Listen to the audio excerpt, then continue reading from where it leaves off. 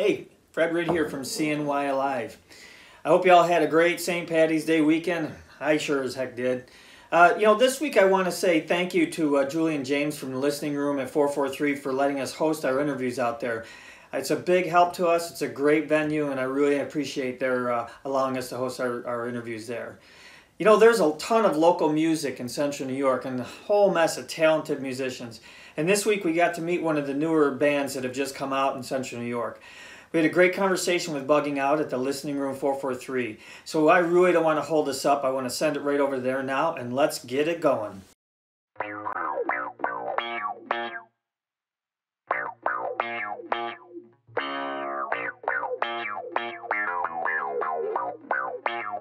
So we gon' rock like this.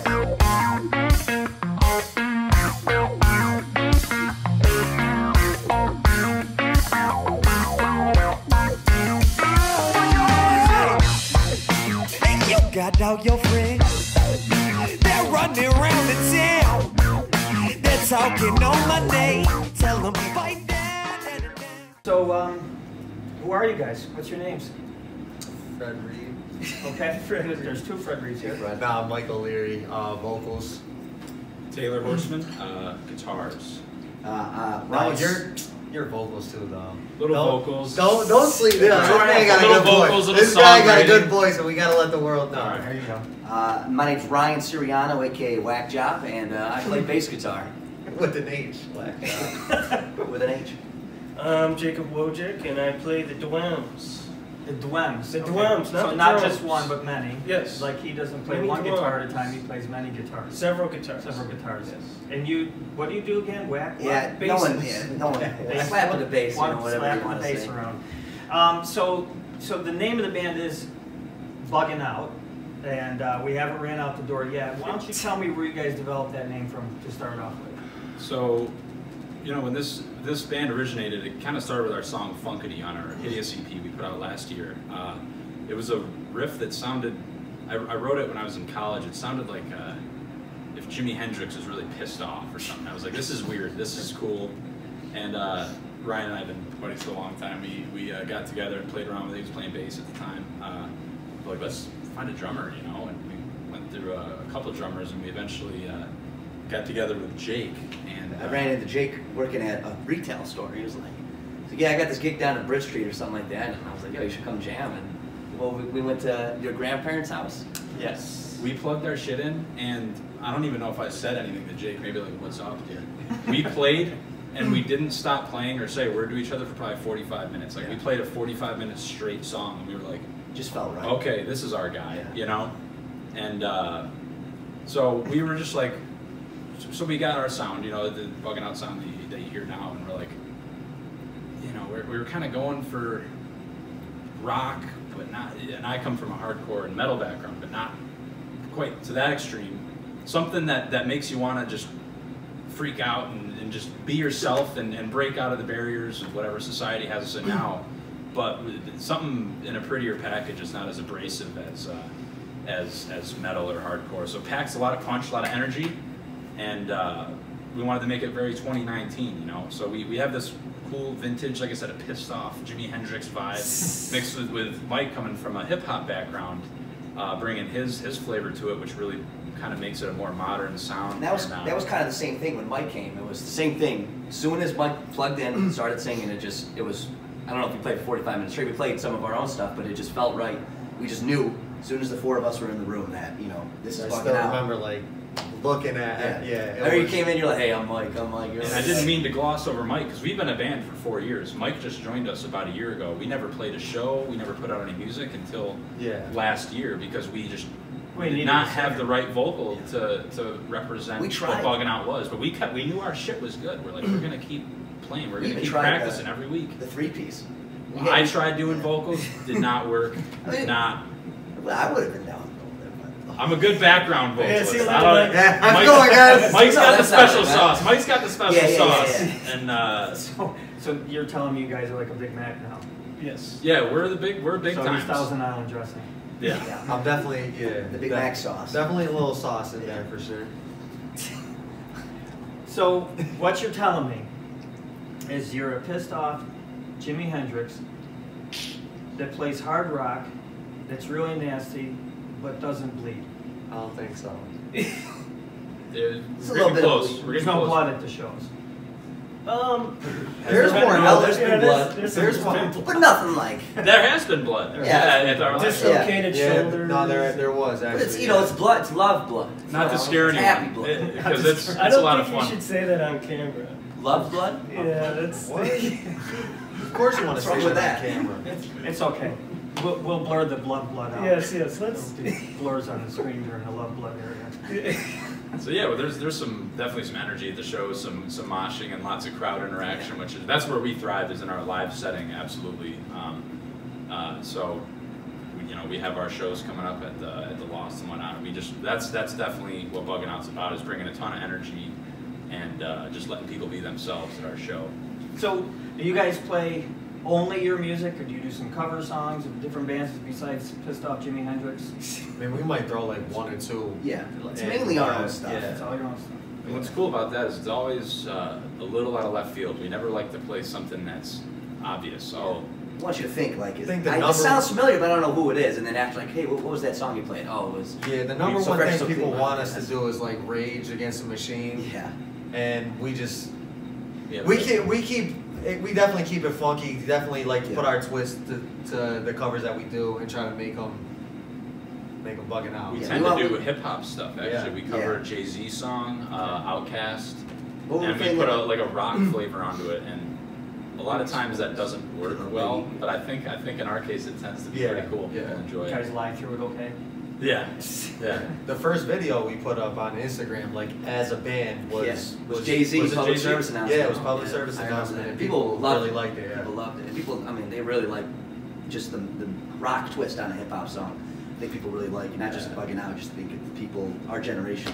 I think being like a hip hop background, I think that's something that I can just see a trend in hip hop. Like people are very tired with like the modern, not the modern, but like what's going on modernly in the scene, and it's Mumble, like the heavy auto. Yeah. It's been the same thing. yeah, for a few and it's years like now. this change. obviously having that element. I see a lot of kids that, I've seen them for years in the hip hop scene. They'll come out to a show and they'll be like, oh, this is really dope. Like I really like this. I would have never thought I would have, but I think it's like we're giving people something.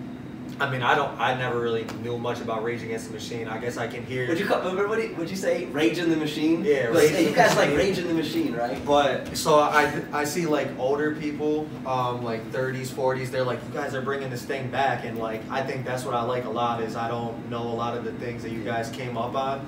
So it's like new to me. I'm like, yeah, I guess we're bringing something back. But to what I grew up on and the people I was like around when I was like coming up, they're like, oh, this is new. Like we've never heard this before. So That's what's so cool about it. I mean, to add on to that, not only rap music is getting tired, but I mean, rap music has been the popular music. Yeah, That's it's what young pop. people like.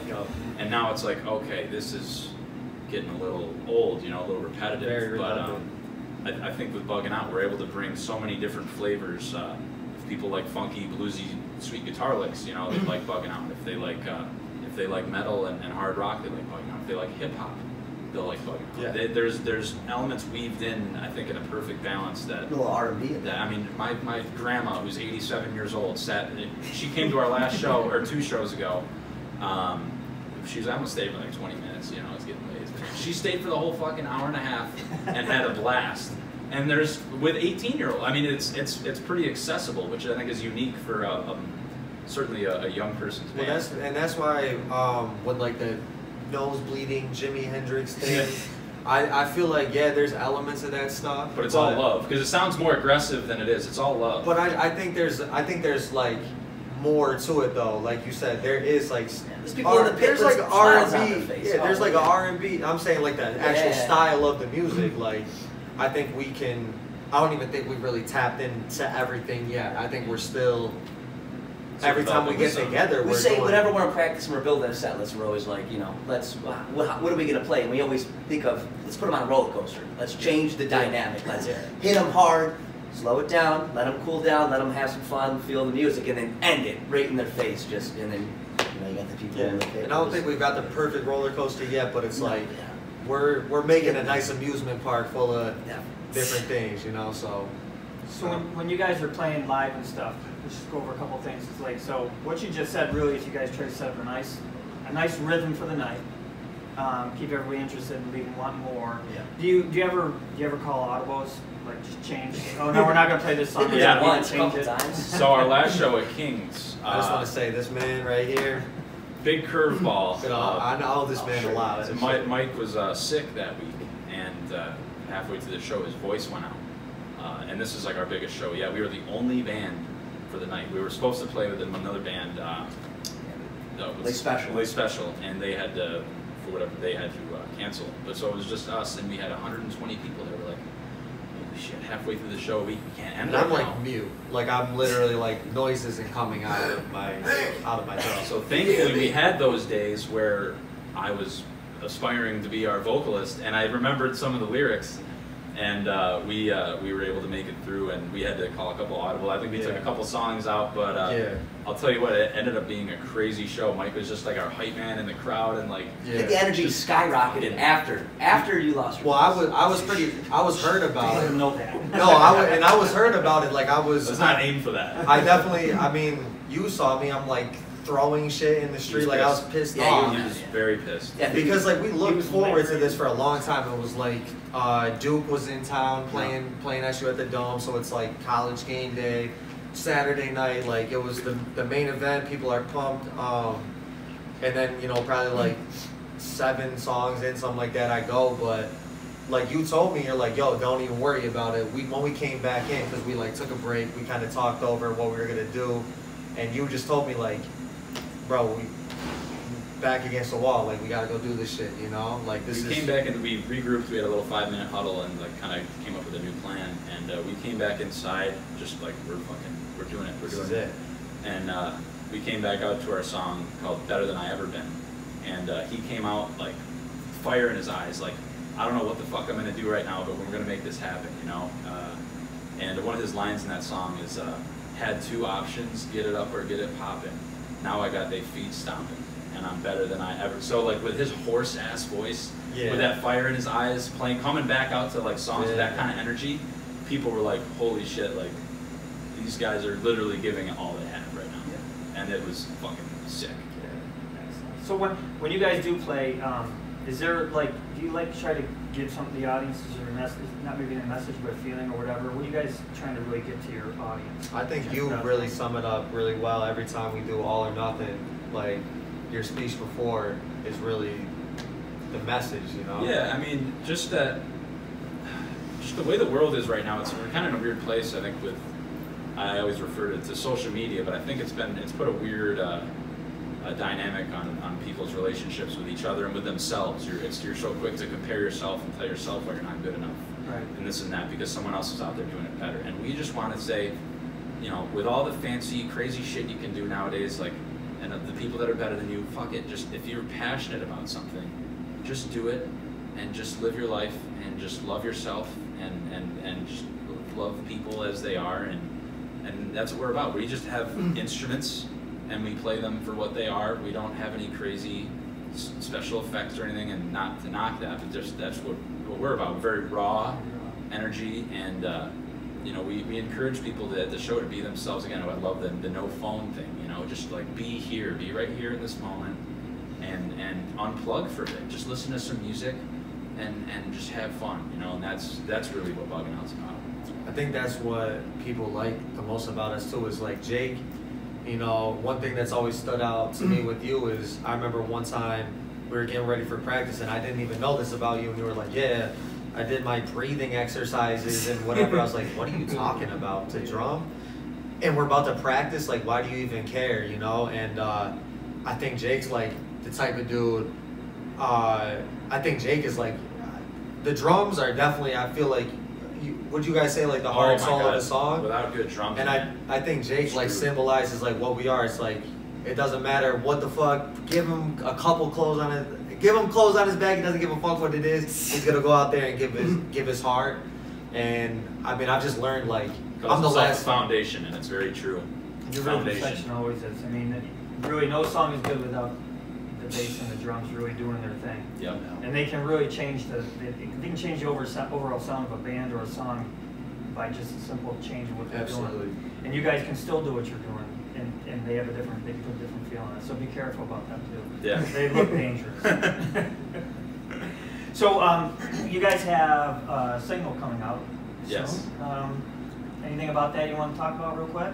So, yeah, we recorded our last EP with a good friend of ours, Justin Spalding, over at More Sound Studios last year, and then we put out, I believe, 6 songs. We now have like 20 songs, 25 songs. We're like, we got to put some more music out there. I mean, we're playing hour-long sets. We're playing 15, 20 songs. People can only sing along to a fraction of those, you know. Yeah. So we want to put some more music out there. We got a really fun one, Voice Memo, coming up. It's a really cool bass riff from Ryan, super funky, and it's just overall a lot of fun to listen to, a lot of fun to play, and I think people are going to love it. We're aiming for early April, and this time actually we did the recording ourselves. Headless Horseman Studios. He did his thing. He did the recording ourselves. This guy. And it sounds great. I mean, it sounds. I don't know. I'm saying we're all happy with that. If that wasn't the case, we would certainly go back to our good buddy Justin. But that's another shout out to Justin. Love that dude. But another big passion of mine is certain other. Justin definitely. I mean, that's where we got the idea of just making it raw. Like, you know, that's where the inspiration came from. Was just something that sounded like we're playing live. We didn't want it to be overproduced, just like, you know, we didn't want to throw it all at you. We wanted it just to be like you were there with us, like you're actually listening to guitars. You know, if there's a little mess up, not that we're messing up. Yeah, he really helped our sound a lot. Yeah, definitely, yeah. So if people wanted to book you, who would they call and talk to? Yeah, big shout out to our boy Ian La Rochelle with Little Rock Music Group. Once he came along, things really started taking off for us. We played a few shows when we started up locally, and his group Little Rock found us and booked our first 2 Funk and Waffles shows and this King show, and they've been our most successful shows by far. Kind of getting out of those smaller venues, like that was our bridge to kind of getting into more of the mainstream venues that people actually heard of. When you say, oh, we're playing at, you know, some space that they never even heard of, right. Like, you know, I don't want to go see that. But when they hear Funk and Waffles or a big venue, they're like, oh, then let's go. You know, like that's a band they want to go see. He was able to have this opportunity for us to be here with you guys at CNY Alive, which we're really excited about. So. I do appreciate that. And he also booked you a pretty prominent venue around town coming up soon. Where's that? Lost Horizon. Playing on April 19th. April 19th, Friday. Doors are at 7. Show starts at 8. Playing with, I believe Segundo Chino is first. Yep. Local metal group. They have some instrumental jammy stuff. They're pretty sweet. BSG, like some alternative, I believe 90s, early 2000s kind of rock stuff, which will be a lot of fun. Definitely. And then we're playing, and it's $6 at the door, or $6 pre-sale.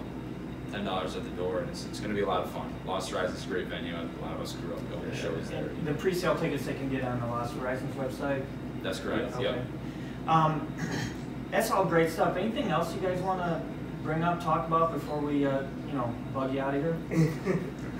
Had to do it. Just, keep a lookout on the music. I think people definitely if you're on the fence about us, come out to a show. Just whether it's $6, $10, whatever, spend it. I promise you, it's gonna be worth your time. It's gonna be worth your money.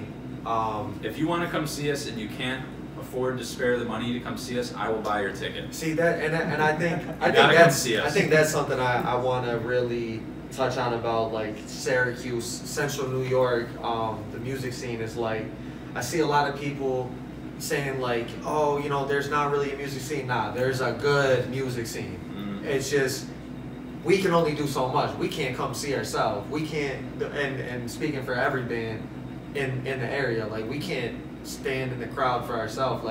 You guys gotta come give us a chance. I'm not saying you gotta support. Just come give it a chance, because 120 people came out. I lost my voice, and they still had the time of their life. So, and that's saying a lot. I can't thank these guys enough for always having my back. So yeah, it's more than that too. I mean, guys like yourselves and Ian with Little Rock having the opportunity for bands to come play in Syracuse and provide a place for them to spread their message and play too is important. So Syracuse music scene's definitely coming up, and it's exciting to see. It's really exciting. It's really exciting. So yeah, once again, just come give us a chance and let's bug out.